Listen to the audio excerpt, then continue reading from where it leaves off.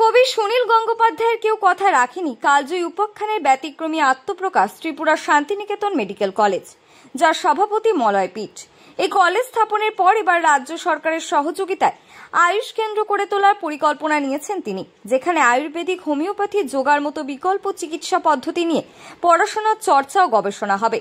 স্মরণ করা যেতে পারে, রাজধানী আগরতলার সংলগ্ন রানীর খামারে ত্রিপুরা শান্তিনিকেতন মেডিকেল কলেজ গড়ে তোলবার সময় তিনি ঘোষণা করেছিলেন যে 2024 থেকে 25 শিক্ষাবর্ষ থেকে এখানে এমবিবিএস কোর্স শুরু হয়ে যাবে। কার্যত সকলেই তাতে বিস্মিত হয়েছিলেন, অধিকাংশই অবিশ্বাস করেছিলেন, আর 5টা কথার মতোই ভেবেছিলেন এই ঘোষণাকে। কিন্তু এই আপাত অবিশ্বাস্য ঘটনাকে বাস্তব করে দেখিয়েছেন তিনি। শুধু যে নির্ধারিত সময়ের মধ্যেই ন্যাশনাল মেডিকেল কাউন্সিল থেকে প্রয়োজনীয় অনুমতি নিয়ে এমবিবিএস কোর্স শুরু হয়েছে তাই নয়, সারা দেশ তথা সারা মহাদেশের রেকর্ড স্থাপন করেছে। ত্রিপুরার শান্তিনিকেতন মেডিকেল কলেজে প্রথম শিক্ষাবর্ষে দেশের 21টা রাজ্য থেকে ছাত্রছাত্রী ভর্তি করে সারা মহাদেশে এক অভূতপূর্ব কৃতি স্থাপন করেছে। স্বাভাবিকভাবেই ঘটনায় উজ্জীবিত স্বাস্থ্য শিক্ষা মহল। রাজ্য সরকারের সহযোগিতায় ইতিমধ্যে এখানে 650 বেডের হাসপাতাল নির্মাণের কাজ শুরু হয়েছে, যা অদূর ভবিষ্যতে 1100 বেডের সুপার স্পেশালিটি হাসপাতাল হিসেবে গড়ে উঠবে।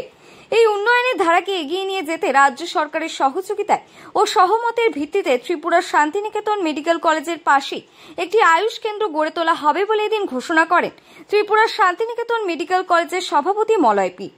শনিবার ত্রিপুরার শান্তিনিকেতন মেডিকেল কলেজে ছাত্রছাত্রীদের সঙ্গে কথা বলতে গিয়ে তিনি ঘোষণা করেন যে খুব শীঘ্রই ত্রিপুরার শান্তিনিকেতন মেডিকেল কলেজে যেমন পোস্ট গ্রাজুয়েট কোর্স শুরু করা হবে, ঠিক সেভাবেই রাজ্য সরকারের সঙ্গে সহমতের ভিত্তিতেও সরকারের সহযোগিতায় এই মেডিকেল কলেজের ক্যাম্পাসের বাইরে একটি আয়ুষ কেন্দ্র গড়ে তোলা হবে।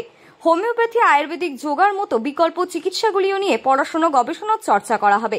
এই প্রসঙ্গে তিনি মানুষের সুস্থ থাকার জন্য পরিমিত জীবন যাপন করার উপর বিশেষ গুরুত্ব আরোপ করেন। সেই সঙ্গে ত্রিপুরার মানব সম্পদের উন্নয়নের লক্ষ্যে বেশ কিছু ইতিবাচক পদক্ষেপের কথাও ঘোষণা করেন।